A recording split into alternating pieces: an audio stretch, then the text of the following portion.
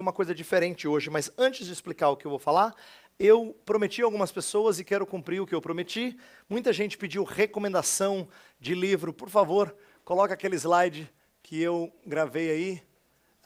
Aqui está a minha sugestão de início de leitura. Tire a sua foto, depois você procura na livraria cristã perto de você. O que eu fiz aqui?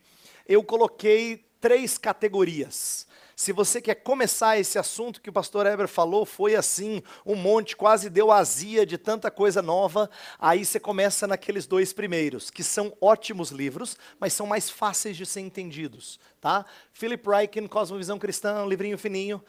Michael Horton, O Cristão e a Cultura, um livro um pouco maior, mais abrangente, mas ótimo de ler, delicioso de ler. Depois, já intermediário, quer dizer, com um pouquinho mais de conceitos e ideias um pouco mais carnudas, vamos dizer assim. Albert Walters, A Criação Restaurada, é um livro pequeno, mas é que nem perfume francês. Você lê e fala, nossa, assim, já tem um pouquinho mais de sustância. A Nancy Pearce, eu já falei Verdade Absoluta, é um bom livro, é grande, ele tem mais de 400 páginas, mas ele é um livro não necessariamente dificílimo, acadêmico. Ele é um livro bem encorpado, mas ele não é necessariamente inacessível. Mas é um livro já mais desafiador que os primeiros.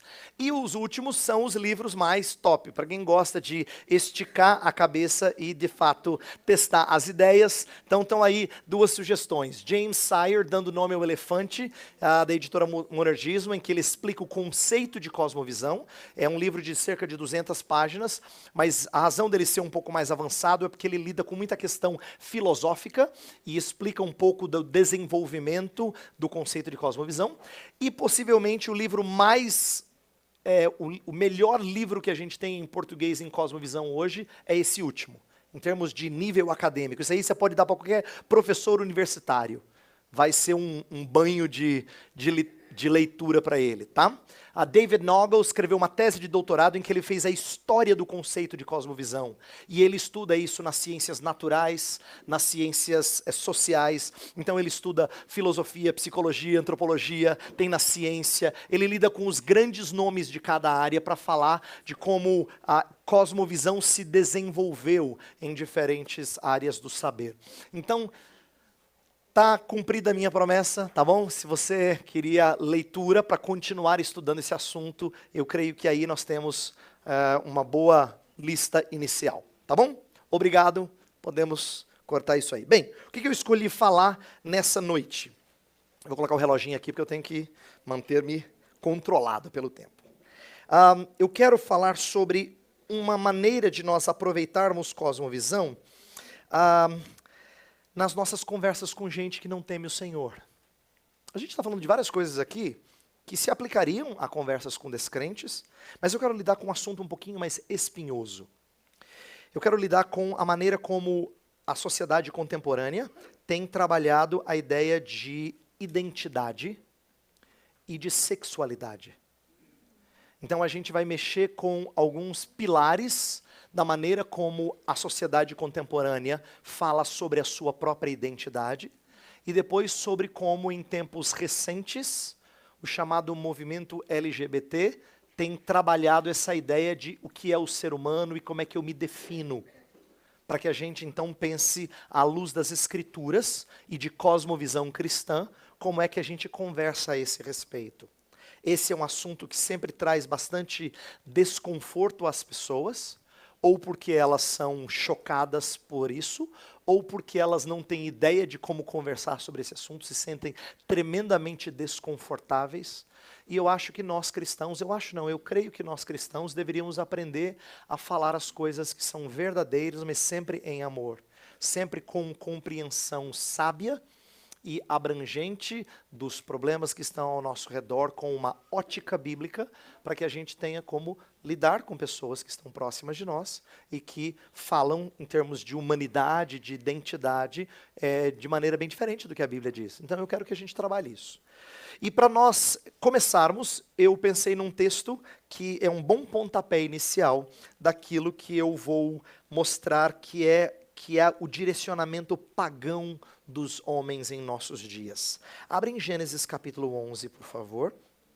Nós vamos ler os primeiros 4 versos apenas. Gênesis 11.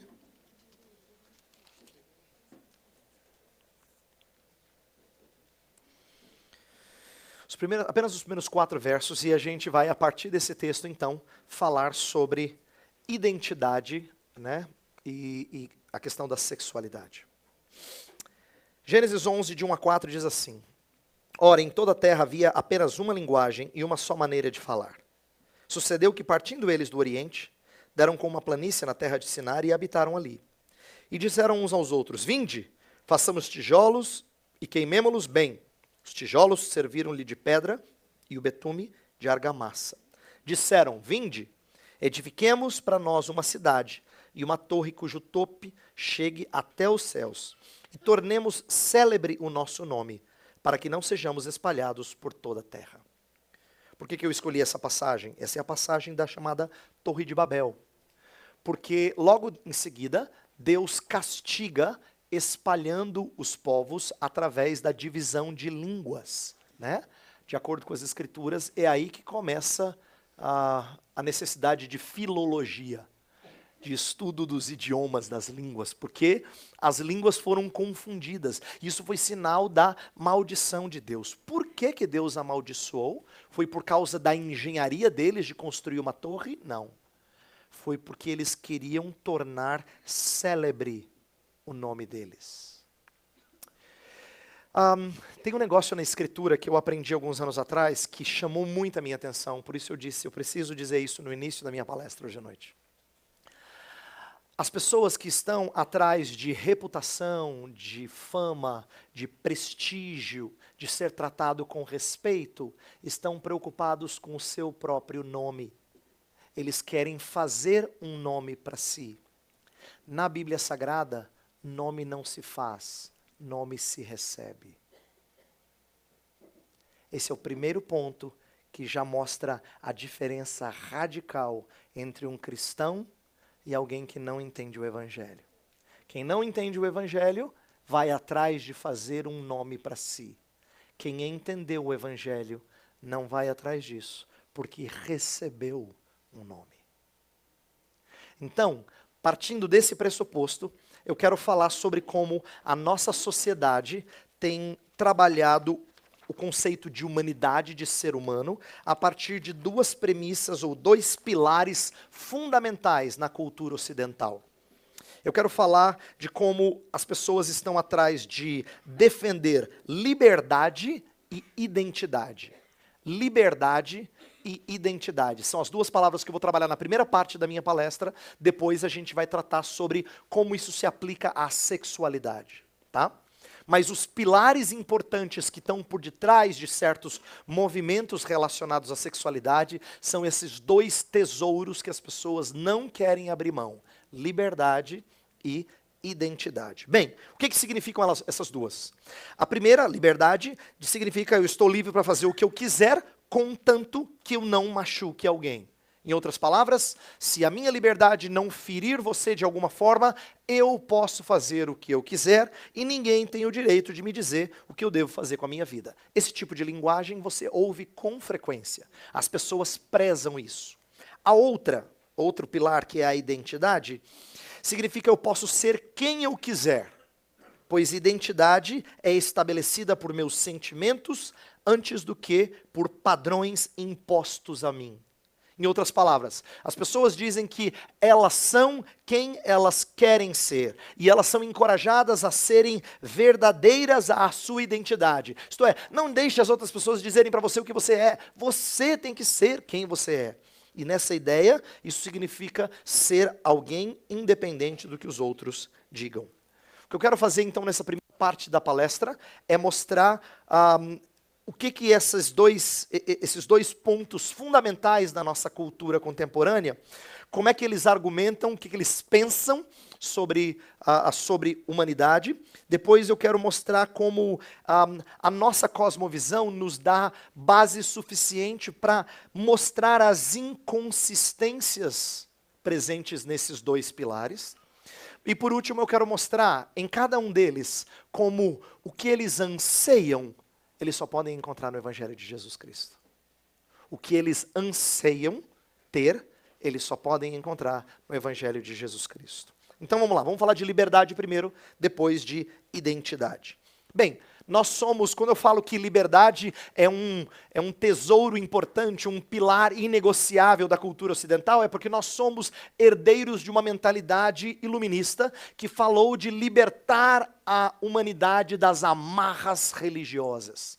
Uma das bandeiras do iluminismo era que a igreja não devia mais impor sobre a sociedade algumas das suas crenças. Hoje, se um aluno ouvir um professor universitário falando do iluminismo, provavelmente isso vai ser celebrado como um momento de libertação na história da humanidade. Finalmente, a igreja retrógrada deixou de dominar a sociedade ocidental. Esse é o discurso que normalmente impera nas universidades. Como resultado disso, algumas coisas até boas aconteceram, misturadas com conceitos que são negativos. Lembra que a gente falou? Mal sempre entremeado a bem. Por exemplo, como resultado de um espírito de liberdade, você tem abolição de escravatura. Você tem vários países que rompem com os seus colonizadores. Você tem um ímpeto de buscar liberdade que culmina nos chamados direitos humanos.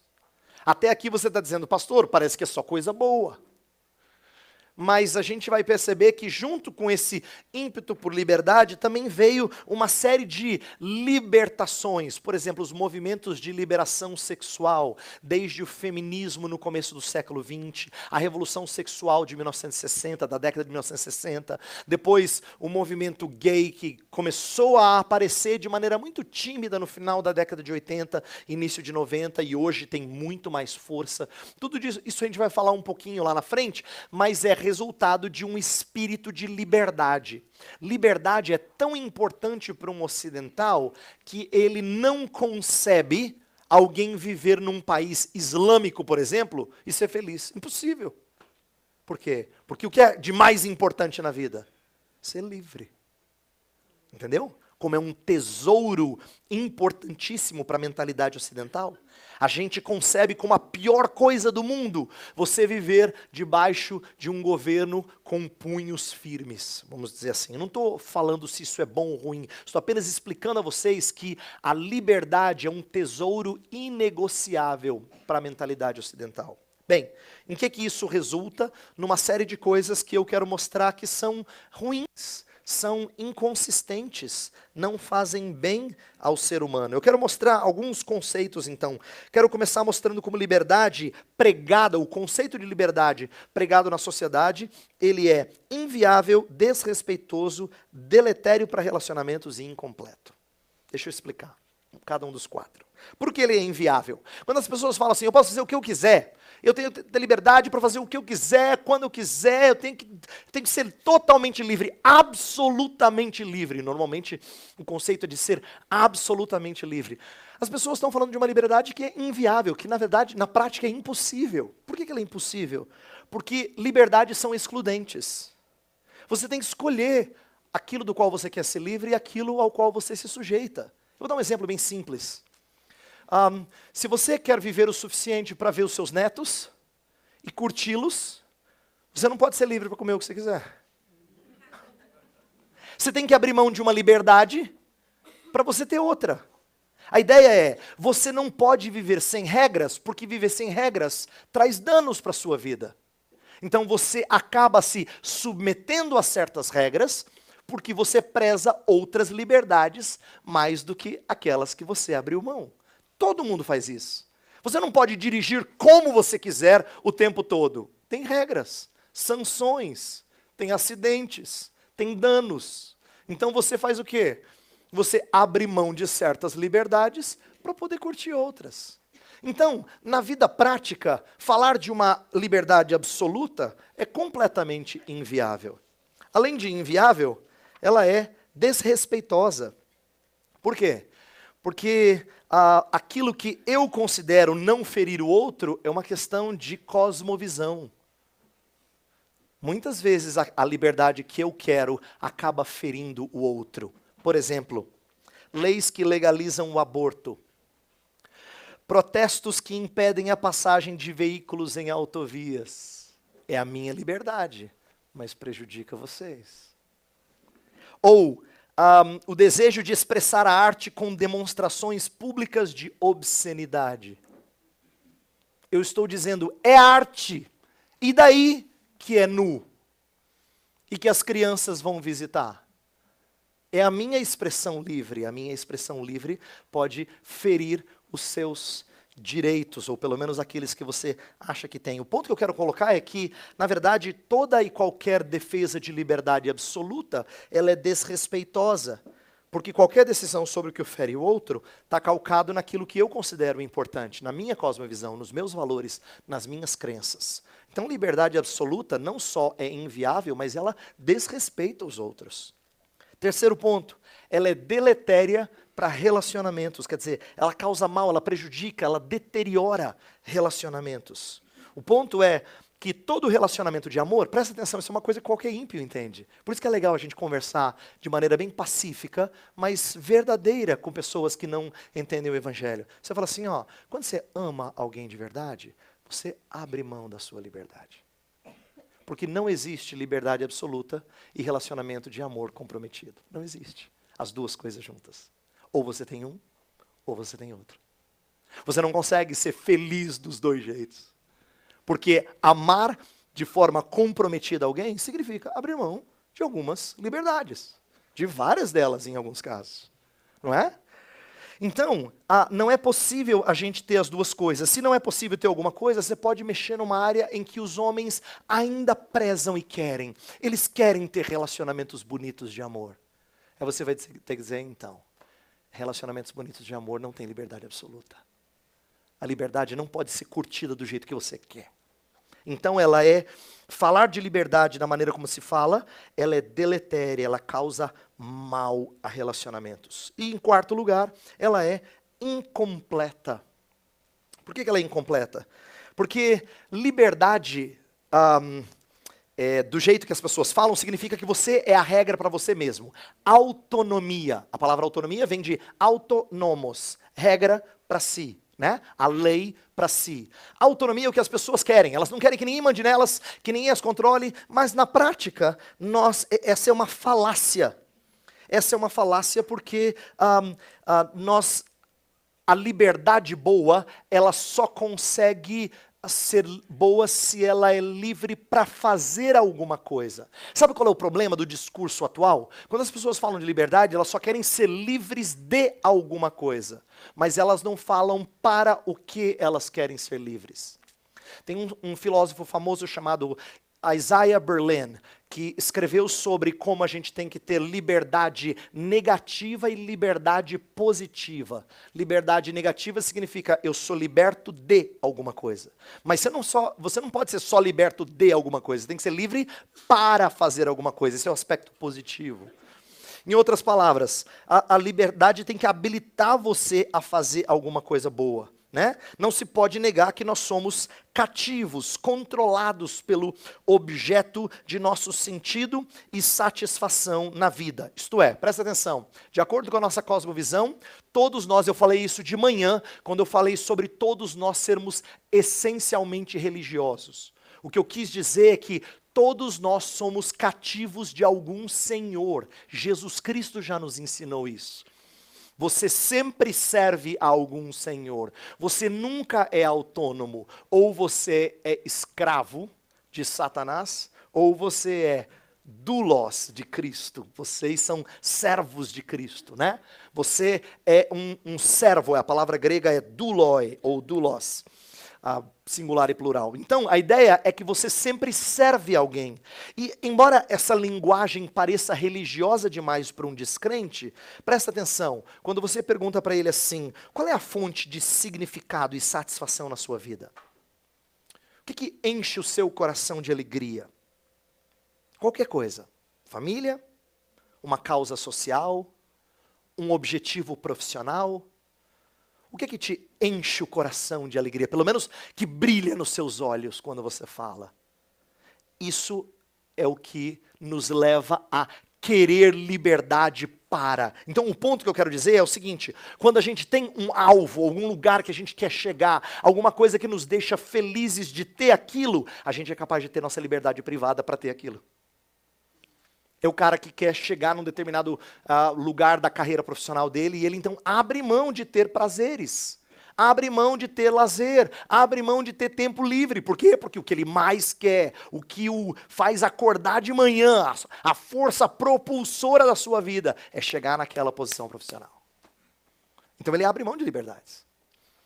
Porque no fundo, ela é incompleta quando ela não tem alguma coisa para o qual você deve buscar.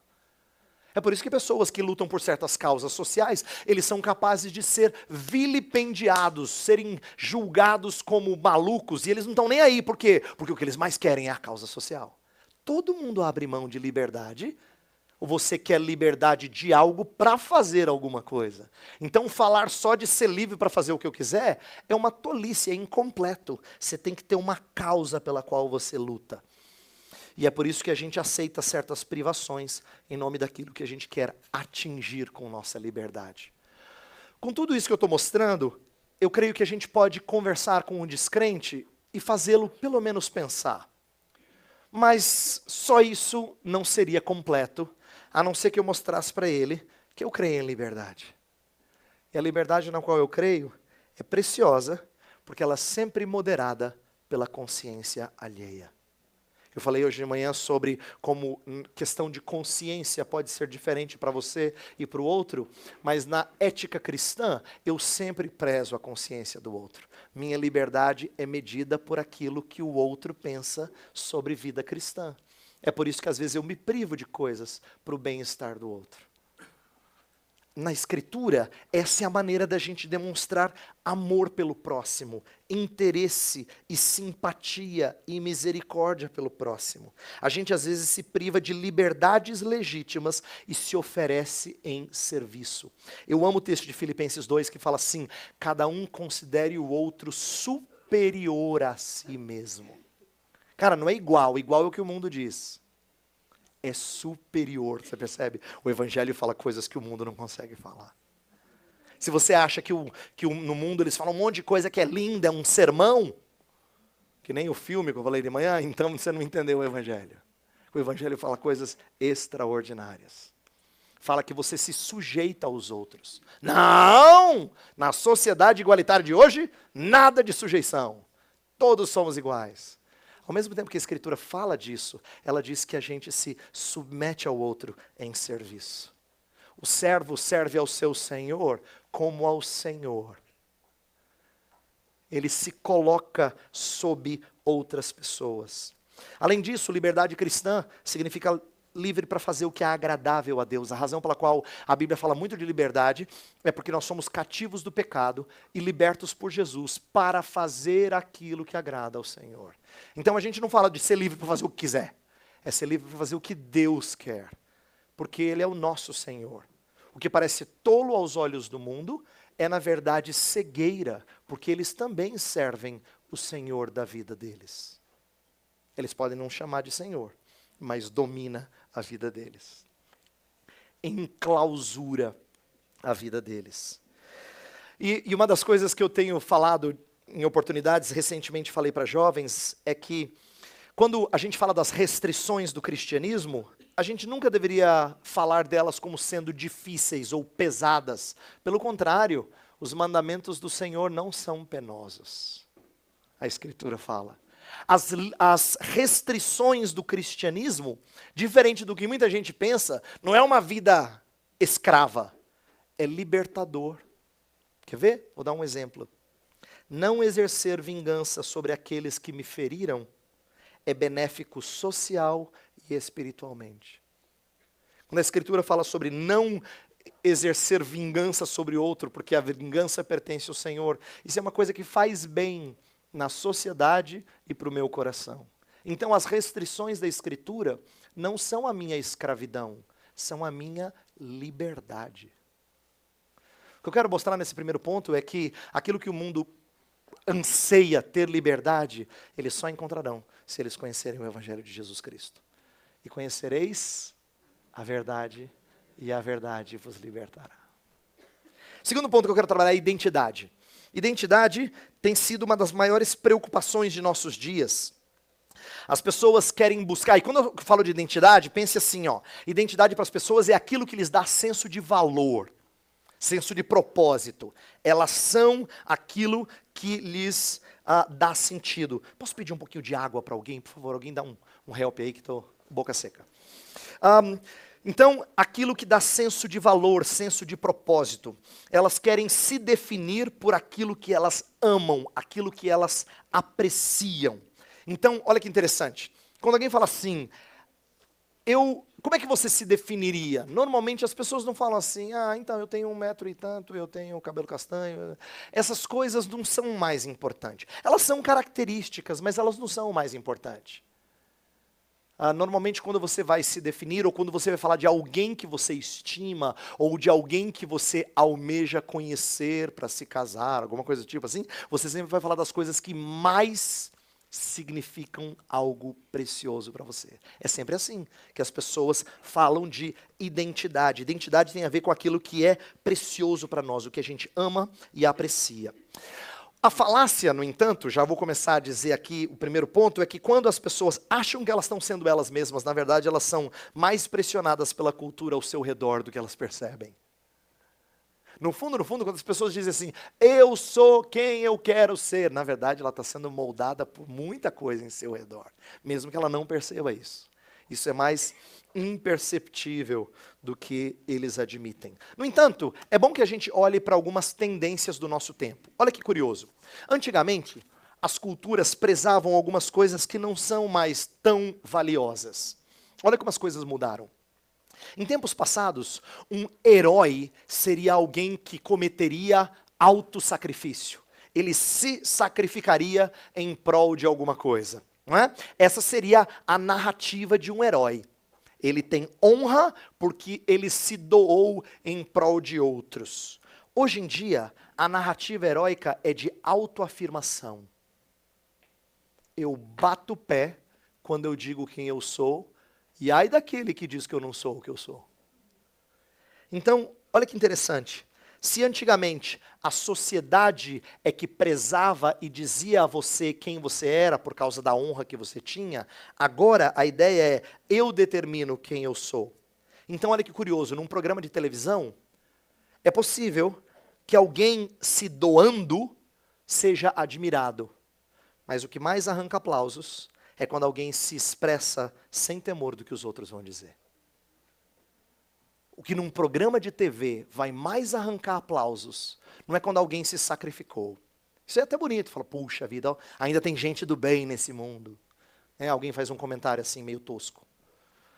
Mas o que é bonito de aplaudir é quando alguém diz quem ela é, independente do que os outros dizem acerca dela. Então, essa é uma maneira de revelar como a nossa cultura preza mais autoafirmação do que autossacrifício. Isso revela uma tendência comum. Bem, essa tendência de identidade baseada em sentimentos, eu quero mostrar como ela tem problemas sérios. Eu vou falar de 3 palavras e 3 críticas que eu vou fazer a ela. A primeira crítica é de que ela é incoerente. Ela é incoerente. Deixa eu tentar explicar por quê. Identidade formada pelos nossos desejos nunca pode ser algo seguro. É coerente porque sentimentos mudam e sentimentos muitas vezes são contraditórios. Eu quero compartilhar uma ilustração que eu tirei do pastor Tim Keller, num livro publicado em inglês recentemente. Ele fala assim, pense num guerreiro da Idade Média, de alguma tribo bárbara, vamos dizer assim, no 8º século. E esse guerreiro tem 2 sentimentos dentro dele. O primeiro sentimento é de guerra. Ele é alguém que pensa em agressividade. E ele, como um guerreiro medieval, diz, esse é quem eu sou. Mas ele também tem um sentimento estranho, esquisito, de atração pelo mesmo sexo. Como ele é um guerreiro medieval, ele nega esse sentimento e diz, não tem nada a ver comigo. O que ele faz? Ele suprime essa atração, porque na verdade ele é um guerreiro. Agora, passa o filminho para frente, e chega agora no século 21. Pense num jovem no coração da cidade grande, com várias influências contemporâneas, ter os mesmos dois sentimentos: agressividade e atração pelo mesmo sexo. O que possivelmente vai acontecer? Ele vai suprimir a agressividade e vai dizer: eu sou esse que tem atração pelo mesmo sexo. A pergunta é, por que que um adota um sentimento e suprime o outro? E séculos depois, esse jovem da cidade grande faz exatamente o inverso. Suprime um sentimento e adota o outro. Porque, na verdade, não é o sentimento que compõe a sua identidade. É o filtro que escolhe qual sentimento você gosta mais. A sua identidade, portanto, não é o sentimento. A sua identidade é a cosmovisão que filtra o sentimento. Que faz, na Idade Média, ser o guerreiro másculo, agressivo, e no século 21, na cidade grande, ser a pessoa que se sujeita à atração pelo mesmo sexo. Ponto que eu estou levantando, portanto, é que dizer que sentimentos definem a minha identidade é tremendamente incoerente. Você pode ter sentimentos horríveis que você rejeita. Você diz, eu não sou isso, mas eles estão lá. Ah, mas isso não me explica, não me define. Mas por que uns te definem e outros não? É porque no fundo, você já tem um filtro que faz com que você aceite algumas coisas e rejeite outras. Essa ideia de sentimentos me definirem também é tremendamente ilusória.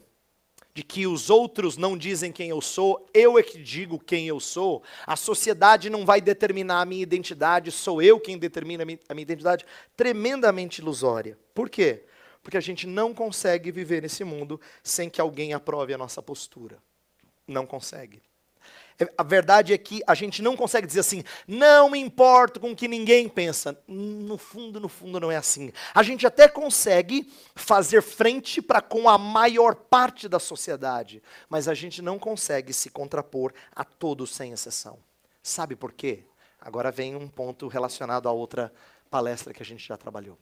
Deus nos fez criacionalmente seres sociais. Nós somos incuravelmente sociais. A gente sempre tem que pertencer a alguma tribo. Não tem jeito de ser diferente. Ninguém sobrevive sem pertencer a um grupo. Pode ser pequeno, mas ele tem que pertencer a alguma coisa. Então, na verdade, a gente não consegue dizer que eu sou quem eu sou e ninguém me define. No fundo, sabe quem a gente quer ser? Aquilo que o grupo que a gente respeita gosta. No fundo, a gente acaba sendo influenciado pelo que a comunidade que a gente ama, aprecia, gosta.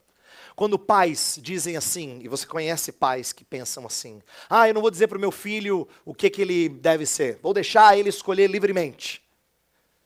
Quando pais acham que estão fazendo bem para com os filhos, eles estão promovendo a maior confusão possível.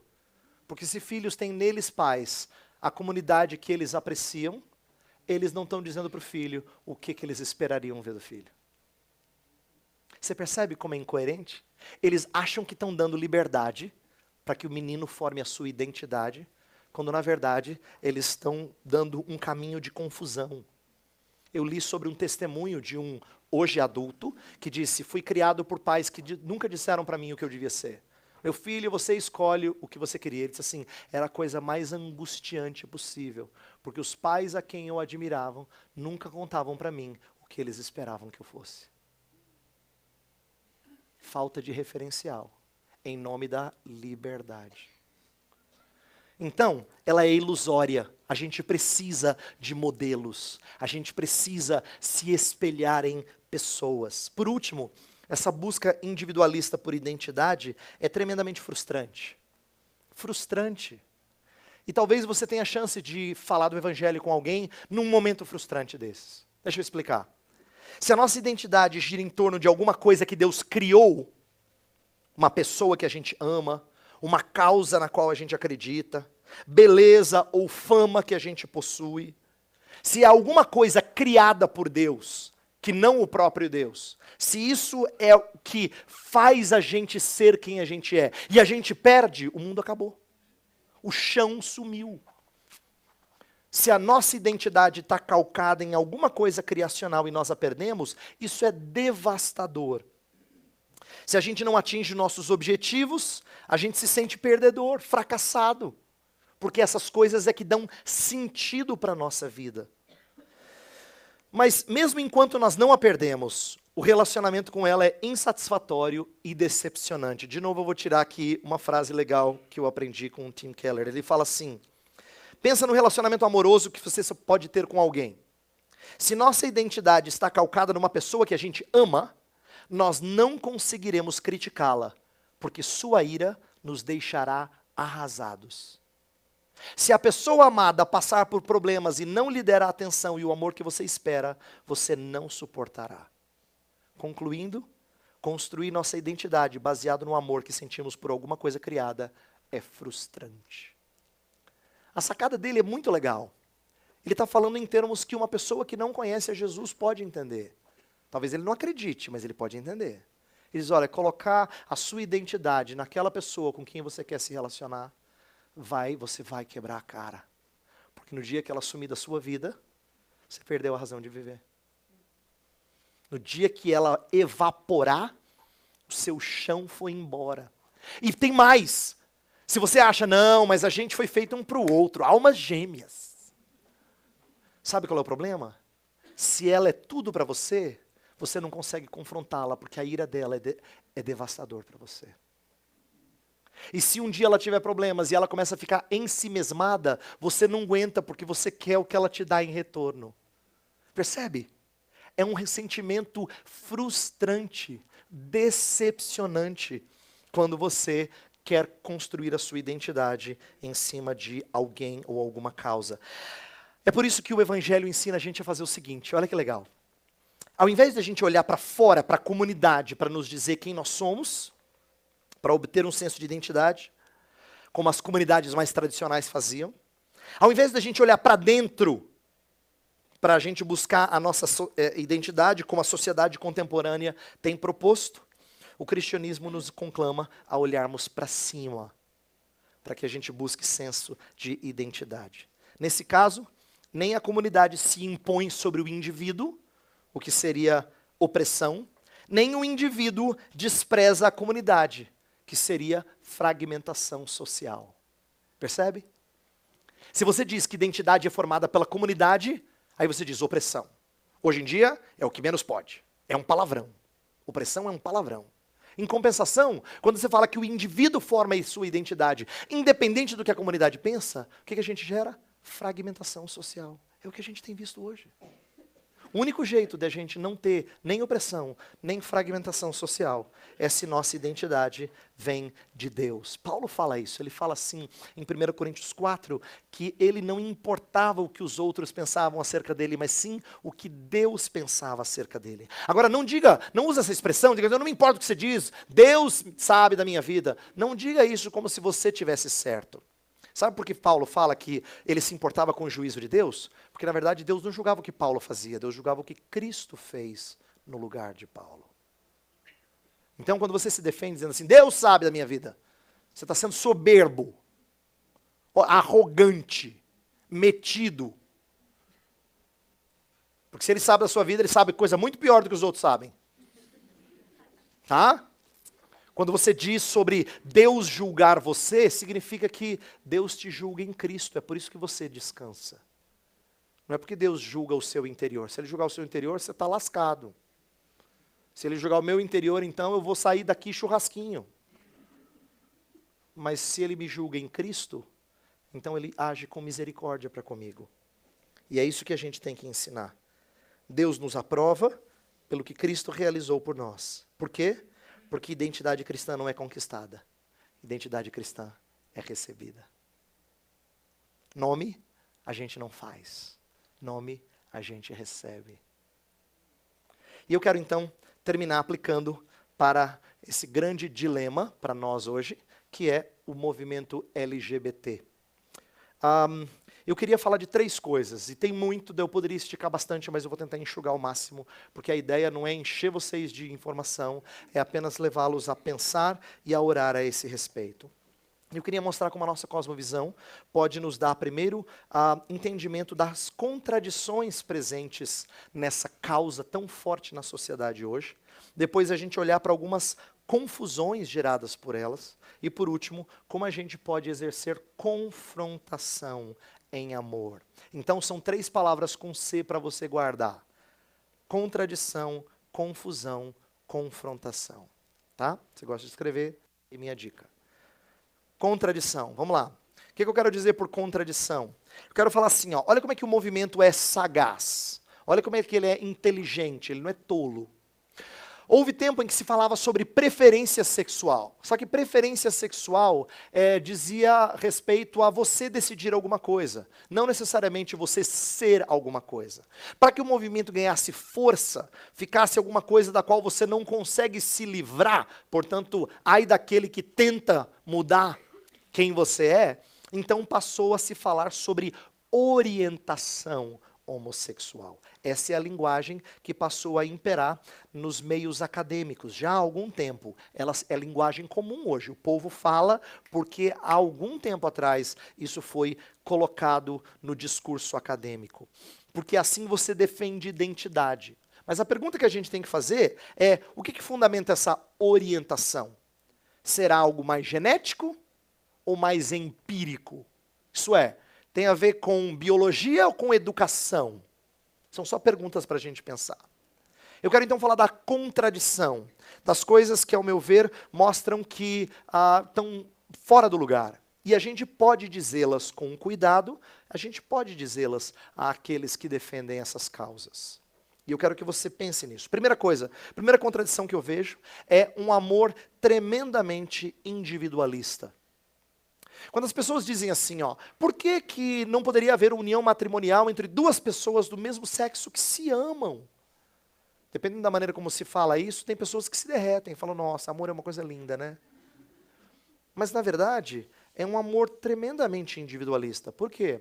Porque o amor do qual eles estão falando é um amor baseado em afeto, que quando o afeto vai embora, acabou a união matrimonial. O que tem sido defendido é que se fale de enlaces matrimoniais baseados em afeto. Tem afeto, bem, não tem afeto, que se lasque a união. Então, não se trata de uma união de desprendimento, de autoentrega, de amor que se dá. É por isso que sociólogos, inclusive não cristãos, reconhecem que a família tradicional é muito melhor como uma espécie de cola da sociedade do que esse novo modelo tem sido proposto. Ele é mais estável. Por quê? A gente sabe estatisticamente que homossexuais trocam de parceiros com muito mais frequência do que heterossexuais. Não é que héteros estão indo muito bem, obrigado, não. Mas homossexuais, como definem sua relação puramente baseado em afeto, não tem mais nada que os segura, mais nada que os coloca juntos, elas são uniões totalmente voláteis. Voláteis, são sim, passageiras. Em segundo lugar, uma contradição que eu diria é a desconexão entre gênero e biologia, que tem sido propagada hoje em dia.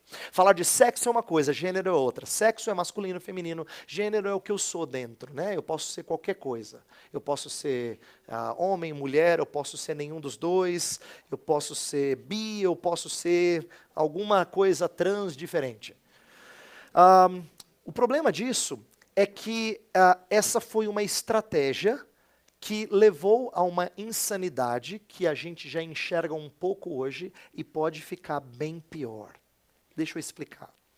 No passado, biologia parece que definia essa questão de sexualidade. Veja só, se você ouvisse um programa de adolescente falando sobre sexualidade e tem lá um sexólogo, ele vai dizer assim, então, hormônios não podem ser reprimidos. Então, o hormônio é a argumentação biológica para você dizer que você tem que seguir o que a biologia determina. Quando o assunto é homossexualidade, já não funciona assim. Por quê? Na década de 90, houve, com o crescimento de pesquisas genéticas, houve uma tentativa insana de achar um tal de gene homossexual. E as pesquisas foram frustrantes. Por quê? A maneira mais simples de explicar isso é que eles perceberam que gêmeos univitelinos, eles tinham uma incidência baixíssima de pessoas que os dois são homossexuais. E eles têm código genético idêntico. Como é que um com código genético idêntico ao outro, o que mais acontece é um ser homossexual e o outro não? Então isso passou a ser uma pesquisa frustrante, porque a biologia já não fundamentava mais a questão homossexual. Então a guinada passou a ser falar sobre gênero, que é diferente de sexo, né? Por quê? Porque gênero é autodeterminado. Sexo você não escolhe, mas gênero você escolhe. Então o discurso foi importante para você poder escolher aquilo que te agrada. Essa subjetividade tem sido o fundamento para falar das coisas mais loucas. Por exemplo, hoje em dia nos Estados Unidos tem conversas sérias sobre falar acerca da legitimidade, eu estou falando agora de leis, de você fazer cirurgia em crianças para que o seu corpo seja igualado ao seu gênero. Já existem conversas sérias a esse respeito. Agora, olha que irônico. Você dizer, eu vou tratar o gênero para bater com a biologia, é opressão. Mas você cortar alguma coisa para fazer o corpo parecer com o sentimento dele, não. Aí é libertador. Não é irônico? Olha que loucura a nossa sociedade chegou. A que ponto se conversa sobre essas coisas? Terceiro lugar, a contradição está em falar sobre casamento gay como um direito. Aí você vai dizer assim, pastor, essa é uma parte que eu tenho dificuldade. Eu sei, ela não é fácil. Por quê? Tem muita gente que não aceita, não defende, mas acha que, também não dá para esculhambar tudo, né? Ou dizer assim, não pode nada, deixa os caras, eles querem, deixa eles. Né? E aí fala-se de casamento gay como sendo um direito que eles deveriam ter, para não gerar preconceito. Presta atenção, eu não estou falando de coibir prática homossexual. Embora vocês talvez não gostem do que eu vou dizer, eu espero ser cuidadoso ao falar o seguinte. O Estado não tem o dever de coibir o que acontece dentro de quatro paredes. E a gente não deve defender um Estado que faz esse tipo de coisa. Então eu não estou falando sobre impedir ou proibir ou condenar legalmente a prática homossexual. O que eu estou falando é que não dá para a gente falar de casamento gay por uma questão de estrutura. Estruturalmente, a gente não pode falar de casamento gay. Deixa eu explicar por quê. Por que o Estado não reconhece o casamento entre três pessoas? Por que o Estado não concede autorização a uma criança de 8 anos para se casar? Por quê? Porque afeto não é suficiente para reconhecer a legitimidade desses dois exemplos que eu dei. Alguém pode falar, nossa, mas essa criança de 8 anos, ela ama o tio dela. Ela é apaixonada pelo professor. Mas o Estado não legitima essa união. A gente pode dizer assim, nossa, essas duas mulheres amam o mesmo cara, não dá para fazer? Não, o Estado não legitima isso. Mesmo as pessoas que têm sido defensoras árduas do movimento LGBT, ainda são, na sua grande maioria, contra a poligamia. Olha que irônico. Por quê? Porque casamento como uma união entre duas pessoas faz parte da estrutura, até que o crente percebe isso. E de uma estrutura que parte voluntariamente de pessoas adultas, que entendem as implicações dessa união. O ponto que eu quero mostrar é que quando a gente fala sobre união, sobre casamento, a gente precisa voltar à estrutura criacional. Homem e mulher deixam pai, mãe e se unem. Isso é casamento. Qualquer coisa fora disso pode ser união, mas não é casamento. Eu li um exemplo que fez sentido para mim e eu quero compartilhar para vocês. Esse autor chamado Voddie Baucham é aquele que escreveu o que ele precisa ser para casar com a minha filha. que a gente mencionou aqui no outro dia. Ele diz assim, ó, querer falar de casamento homossexual é a mesma coisa que um pacifista que quer entrar no exército. Ele tem direito de entrar no exército. Ele pode, mesmo sendo um pacifista. Recentemente, houve um filme aí que mostrou a história de um pacifista na Segunda Guerra, que ficou muito famoso, que salvou várias pessoas. Ok, o pacifista tem o direito de entrar. No entanto, ele não tem o direito de insistir que o exército crie um batalhão que não use de violência para que ele faça parte do mesmo. Entendeu? Vou repetir o exemplo, eu sei que eu falo rápido. Você pode até dizer, eu sou um pacifista, eu não pego em armas, mas eu quero participar do exército. Ok, você quer, então pode. Mas para eu participar do exército tem que ter um pelotão que não usa de armas para eu poder participar. Não, aí também você está querendo mudar a estrutura. Você não tem direito de fazer isso. Porque o exército, estruturalmente falando, é aquilo que defende. E para defender, pega em armas. Estruturalmente, é assim que você define um exército. É a mesma coisa com casamento. É por isso que a gente não fala de casamento gay, porque você está mudando a estrutura. Quarto lugar, não devemos achar que crenças e valores não tenham lugar no debate público. A gente falou sobre dicotomia no primeiro dia, e aqui vem um exemplo de dicotomia. As pessoas dizem assim, esse pastorzinho aí de meia tigela, que fica falando no PV, ele fica falando de coisa religiosa. Não tem nada a ver, que a gente não está conversando de coisa religiosa, tá? Que a gente está conversando sobre fatos científicos, que é isso que vale na conversa, no debate público. Isso é uma tolice. Por quê? Porque todo mundo usa de crenças e valores na hora que você vai falar de certos direitos inalienáveis. Por exemplo, quando o Estado define que alguma coisa é preconceito, preconceito é baseado em quê? É baseado num conceito de que pessoas têm que ter tratamento digno. Isso não é lei, isso é direito. Direito significa moralidade. Todas as vezes que alguém fala de direito, ele tem uma moralidade por detrás. A lei só codifica como é que essa moralidade vai ser vivida. Todo mundo tem moralidade. E todo mundo argumenta a partir de moralidade. Por exemplo, como é que você acha que as pessoas argumentam em prol de defender a natureza? Causas ecológicas, né? Ou defender, por exemplo, a saúde pública. Baseado em quê? Baseado em crenças, em valores. Todo mundo usa crenças e valores para defender alguma causa. Então, quando eles dizem que a sua crença não pode porque a sua é religiosa, é preconceito. E é ingenuidade, para não dizer maldade, deixar a sua de fora enquanto a dele vale. Todo mundo crê em moralidade, um tipo de moralidade, para poder falar de leis que tratem bem uns aos outros. Então, o que eu estou tentando mostrar nesse primeiro momento é que o movimento em si é um movimento contraditório. E, infelizmente, o que ele causa na sociedade é confusão. Confusão. Deixa eu dar 2 exemplos de confusão. 3, bem rapidinho. O primeiro deles e eu li isso num livro escrito pelo autor Albert Mohler. Ele cita um artigo muito legal, em que ele fala assim, infelizmente, o movimento gay, a causa gay, tem causado a morte de amizade entre homens. É um sociólogo que analisa como as coisas que no passado eram tidas por normais, hoje em dia, por causa da perda de restrição, de pudor, você hoje lê de maneira diferente. Ele cita exemplos. Ele fala assim, por exemplo, na biografia de Abraham Lincoln, o grande presidente norte-americano, dizia que ele, muito pobre, tinha um amigo que às vezes ele visitava, e como os dois viviam de maneira muito singela, ele tinha que repartir a cama dele com um amigo na hora de dormir. Como é que as pessoas leem isso hoje em dia? Lincoln era gay. Mas o que o articulista vai dizer é um absurdo você pensar isso. Por quê?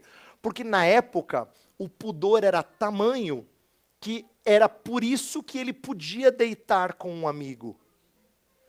É por causa do pudor, é por causa do senso do que era lícito e o que não era, que ele podia não só deitar, como contar isso. Entendeu? É por isso que as pessoas sabem. Outro exemplo que ele dá no artigo, ele fala assim, se você lê Senhor dos Anéis, o personagem Sam Gandhi, que está lá com o Frodo direto, ele fala do Frodo como o meu amado. Linguagem parecida com Davi e Jonatas. Como é que as pessoas interpretam isso hoje? Gay. Só que quando Tolkien escreveu isso, ele está pensando em amizade genuína. Ele quer mostrar o que um amigo de verdade que rasga o coração por outro faz por ele. Mas olha só o que ele quer dizer. Ele diz assim, infelizmente, por causa desse rompimento de pudor, por causa da causa gay, a amizade entre homens tem se perdido, tem morrido. Hoje em dia, os homens, para se mostrarem másculos, às vezes são violentos sexualmente. Se você vê duas meninas andando de mãos dadas, você diz, não sei mais se é amiga ou se é outra coisa. O que eu quero dizer é que, quando as linhas são embaralhadas, você tem confusão social. Você não sabe mais o que é amizade e o que é outro tipo de interesse. A gente tem um problema, uma consequência negativa, socialmente falando. Além disso, agora aqui uma leitura bem cristã da coisa. O movimento homossexual tem pervertido o prazer. Na Bíblia, prazer é muito bom, mas é bom quando conduz ao Criador. O prazer em si mesmo, ele é intoxicante. Mas quando ele conduz ao Criador, ele é libertador. Então, por isso que quando o salmista escreve assim, os céus proclamam a glória de Deus, e o firmamento anuncia as obras das suas mãos, ele está olhando para a paisagem, mas ele está fazendo questão de não se embriagar com a paisagem. Ele está encantado pelo Criador daquela paisagem. Ele sabe que os deleites desta vida precisam ser levados ao Criador. Quando a gente não faz isso, acontece Eclesiastes. Que você experimenta de tudo na vida e é vaidade de vaidade. Correr atrás do vento. O escritor diz assim que ele experimentou de tudo. Ele teve mulheres, ele teve comida, ele construções, projetos, ele tentou de tudo. Ele tinha tudo na mão. Mas a vida dele era vazia. Porque quando os prazeres não conduzem ao Criador, o que você tem é perversão do prazer. E uma identidade volátil, como eu já falei. Uma identidade que pode ser abusada. Presta atenção, quando as pessoas falam sobre serem quem elas não aparentam ser, mas que no interior elas são, olha como isso pode ser abusado. Abusado mesmo assim, deturpado. Pense na pessoa branca que se sente negra. Eu me sinto negro. Quero ser tratado como negro. A gente ri. Presta atenção, a gente ri e parece patético porque não é uma causa social. Mas é exatamente isso que uma pessoa que se sente de um gênero diferente do seu sexo está dizendo. Ou pensa numa pessoa que é anônima, mas ela se sente estrela, ela quer ser tratada com deferência, entendeu? Ela se sente estrela, por favor. A gente chamaria esse cara de louco, não é? Mas presta atenção, ele pode dizer assim, não, eu me sinto assim. Eu me sinto estrela, horas. Me trate como estrela. A gente ri, eu estou fazendo isso de propósito, para a gente perceber que loucuras são produzidas quando a gente fala de ser alguma coisa que a gente sente. Se identidade é focada em sentimentos internos, a gente pode ser levado a aprovar as coisas mais loucas, que ainda são polêmicas na sociedade. É o caso de adolescentes que se sentem no dever de se suicidar. Eles sentem. Ou adultos que se sentem sexualmente atraídos por crianças. Eles sentem. Você vai dizer, tem gente que defende isso, eu sei. Mas a grande maioria na sociedade ainda considera loucura. Mas se a gente não frear esse caminho, é lá que vai dar. Eu quero terminar. Dizer o seguinte, tudo isso que a gente está falando é para fazer a última coisa, confrontação. E confrontação não é dar na cara, tá? Não é ser estúpido, não é grosseiro, é aprender a mostrar a verdade de Deus em amor. O nosso tratamento para com as pessoas que defendem essa causa, ou pelo menos acham que, ainda que não sejam árduos defensores, mas que acham que não tem problema, tem que ser um tratamento que enxerga a verdadeira identidade deles. Uma dica aqui para você que diz assim, ai pastor, quando chega alguém assim na igreja eu me sinto tão incomodado, então presta atenção. O problema é que você e eu temos o costume de julgar as pessoas pela sua aparência externa, e não pelo que elas são, imagem e semelhança de Deus. Sabe por que o Salvador era misericordioso para com os samaritanos? Para com gente desprezada, publicanos, meretrizes? É porque ele sabia que eles tinham sido criados por ele. Ele sabia enxergá-las na sua verdadeira identidade. E eu quero que você aprenda a fazer a mesma coisa. A gente não pode julgar pela aparência, por aquilo que a gente vê. A gente tem que aprender a tratar essas pessoas baseado na sua verdadeira identidade. Deus nos recebeu assim. Deus nos trata com misericórdia por causa disso. Nossa postura, portanto, não pode ser nem de desprezo nem de chacota. Ela precisa ser de desejo de ganhá-los em amor. Tem uma história, se você quiser ler, está aqui um livraço para você ler. Tem uma autora norte-americana chamada Rosaria Butterfield. O livro dela chama Pensamentos Secretos de uma Convertida Improvável. Ela era uma professora de inglês, que era uma defensora árdua do movimento de lésbicas. Inclusive, um dos estudos dela era ideologias de gênero. Então, ela era uma daquelas que levantava a bandeira da coisa. E ela conta no livro como é que foi ser recebida pelo casal Ken, o pastor Ken e a sua esposa. E como devagarzinho, em conversas com ela, Deus foi usando o amor deles e a paciência deles para ganhá-la. Ela disse assim, quando o Senhor me atingiu, quando eu fui convertida, não foi uma coisa simples, foi como um acidente de trem. Me arrebentou. Mas foi arrebentado amorosamente. E isso que é bonito. Eu desafio você a ler esse livro. É um livro fascinante, escrito por uma mulher muito sábia, mas que fala do que significa ser ganha pelo amor de Cristo. E é claro que isso não significa que a gente não confronte. Confronte no sentido de exortá-los ao arrependimento. Mas confrontar aqui não é expor a vergonha. Jesus Cristo não expõe a gente à vergonha, no sentido de humilhar-nos. Confrontar, o que eu quero dizer é que os argumentos que eu usei antes sobre contradição, confusão, são apenas para a gente entender e começar uma conversa. Não é isso que muda alguém. O que muda alguém é o Evangelho de Jesus Cristo. É eles aprenderem onde é que eles encontram a identidade deles. Onde é que a sexualidade deles ganha sentido. É isso que você precisa fazer. Pode parecer louco, mas se alguém dessa causa um dia crer, você vai ver uma mudança de chorar. De chorar. Para ver o que o Evangelho faz na vida de alguém. A minha oração é que a gente tenha menos medo disso e mais vontade de ser testemunha fiel. Menos medo, menos desconforto. Desconforto é uma palavra muito ruim, sabe? Muito preconceituosa. Significa que a gente estava acomodado e alguém chegou e passou a incomodar. É ruim isso. Significa que a gente gosta do nosso cantinho, do nosso estilo, do nosso jeito. Não é bom. Se isso está nos incomodando, então peça a Deus para te dar a graça de saber conversar com esse povo. De saber conversar com gente que defende a causa deles. E explicar o Evangelho que faz a gente ser uma coisa que Deus nos dá. Não conquistar alguma coisa que eu quero. Eu quero orar, pedir que Deus dê a vocês e a mim condições de expor o Evangelho, mesmo em meio a um tempo tão hostil, tão difícil e tão egocêntrico na luta por tais causas. Senhor, nós acabamos de ouvir bastante coisa sobre um assunto bem delicado, é verdade. E meu intento aqui não era simplesmente mostrar argumentos para nós rebatermos àqueles que defendem essas causas. Mas mais do que isso, Senhor.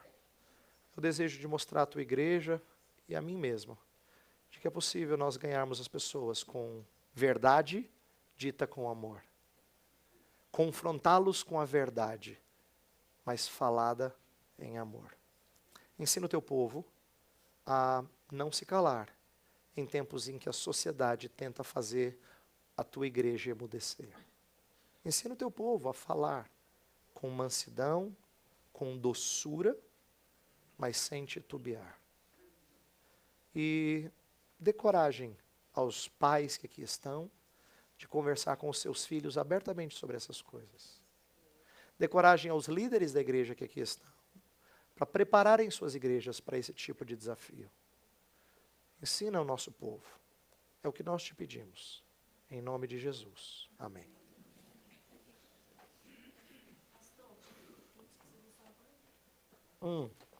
Alguém perguntou sobre notícias da minha mãe. Agradeço as orações de todos, a cirurgia foi bem. Ela está na UTI, como era esperado, nada de ruim aconteceu.